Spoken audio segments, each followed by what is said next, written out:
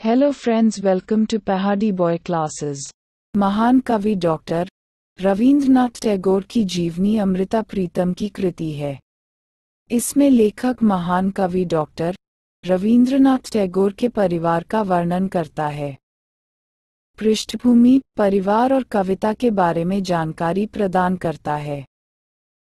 लेखक लिखता है कि सदियों के बाद एक कलाकार का जन्म होता है जो पूरे देश की कला और सभ्यता का पैमाना बनता है।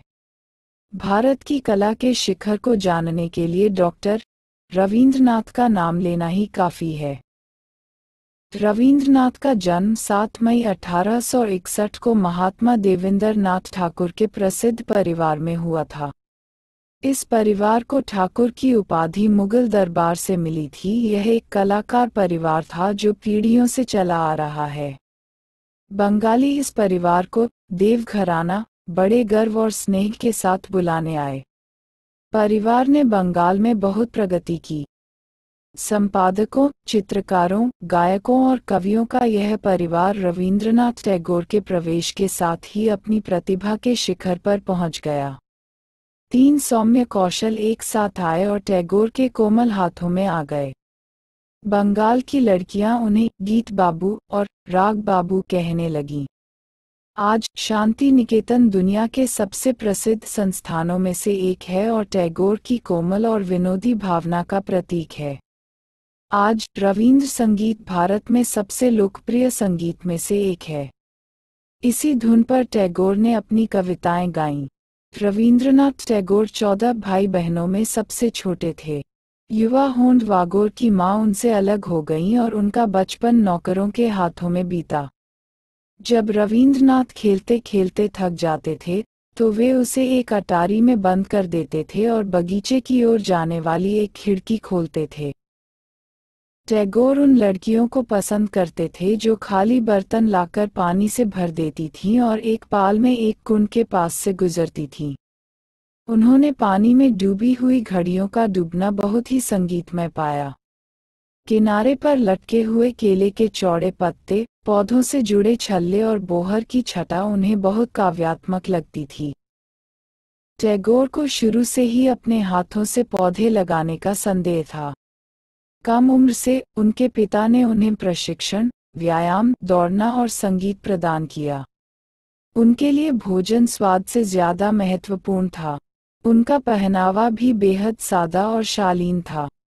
टैगोर ने कुछ घर पर पढ़ाई की, कुछ ने स्कूल में और कुछ ने अपने भाई के साथ अहमदाबाद में किया गया।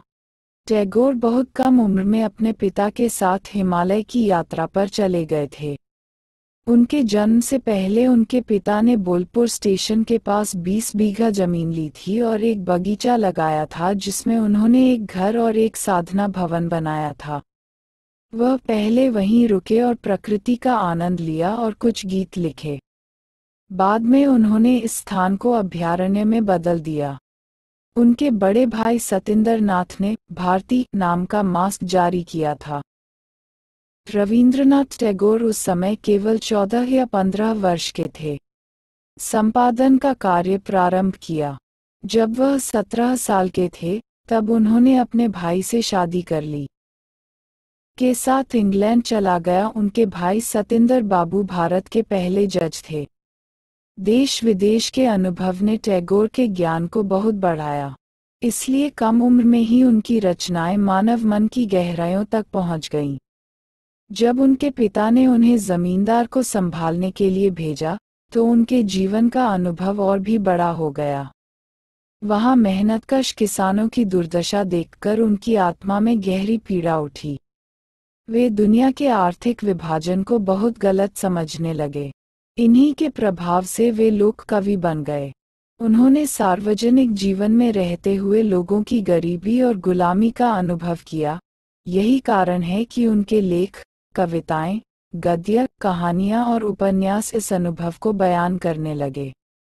विशेष का विवाह 1883 में एक पंगालन सुंदरी मितामिनी देवी से हुआ था। जब वे जमींदारी का बोझ हटाकर शांति निकेतन चले गए तो उनकी पत्नी ने कठिन परिश्रम और त्याग से उनका साथ दिया। 20वीं शताब्दी में आज तक वीडियो ने शांति निकेतन को वैदिक ऋषि की तरह ज्ञान और विद्या का केंद्र बना दिया है। देश में और एक कलाकार के रूप में गुलामी के खिलाफ नफरत बढ़ रही थी। दोनों शेरों का देशवासियों के प्रति बहुत बड़ा उत्तरदायित्व था। उन्होंने 1904 में स्वदेशी समाज की स्थापना की, जिम्मेदारी का समाज बनाया। वे 1912 में यूनाइटेड किंगडम लौट आए, जहां उनकी पुस्तक गीतांजलि अंग्रेजी में प्रकाशित हुई। 1916 में गीतांजलि को 1,20,000 रुपये का नोबेल पुरस्कार मिला। उसी वर्ष कलकत्ता विश्वविद्यालय ने उन्हें डी.लिट की उपाधि प्रदान की। भारत सरकार ने उन्हें 1914 में सर की उपाधि से सम्मानित किया, लेकिन 1919 में जलियांवाला बाग हत्याकांड का उनके दिमाग पर ऐसा प्रभाव पड़ा कि उन्होंने विरोध में सर की उपाधि वापस ले ली। अपनी शक्तिशाली और निडर कलम उठाते हुए रे ने सरकार को लिखा, पंजाब सरकार ने स्थानीय अशांति को शांत करने के लिए कितना खूनी कदम उठाया है। यह न तो राजनीतिक रूप से उचित है और न ही नैतिक रूप से। यह भारत की विनम्र और विवश स्थिति का सूचक है। उन्होंने लिखा कि ऐसी सरकार का गौरव और पदक गर्व के बजाय अपमान के संकेत हैं। इसलिए वे ऐसा गर्व करना चाहते हैं और उन लोगों की कतार में खड़े होना चाहते हैं जो गुलाम होने का अपमान सह रहे हैं। ऐसा साहसिक कदम एक कलाकार ही उठा सकता है, जिसका व्यक्तित्व पूर्णता के शिखर पर पहुंच गया हो। गांधीजी और टैगोर समकालीन थे। गांधीजी कभी कभी शांति निकेतन में रहते थे, टैगोर भी कभी कभी उनके सेवा गांव जाते थे। टैगोर प्यार से गांधीजी को बापू कहते थे और वे खुद को गुरुदेव कहते थे। 1920 में टैगोर ने यूरोप की यात्रा की। उन्हें विदेशी विश्वविद्यालयों द्वारा सम्मानित किया गया। हजारों छात्रों ने डेनमार्क की राजधानी में मार्च किया, उन्हें भारत का प्रकाश के रूप में सम्मानित किया। स्वीडन में उन्हें 2 प्रमाण पत्र प्रदान किए गए। उन्होंने बर्लिन विश्वविद्यालय में व्याख्यान दिया, जहां वहां के लोग टैगोर और भारतीय सभ्यता को जीवित करते थे।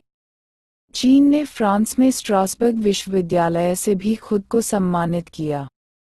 उन्होंने चीन में व्याख्यान दिए और चीनियों ने उन्हें चुनचेन कहा, जिसका अर्थ है भाषा का चमकता सूरज।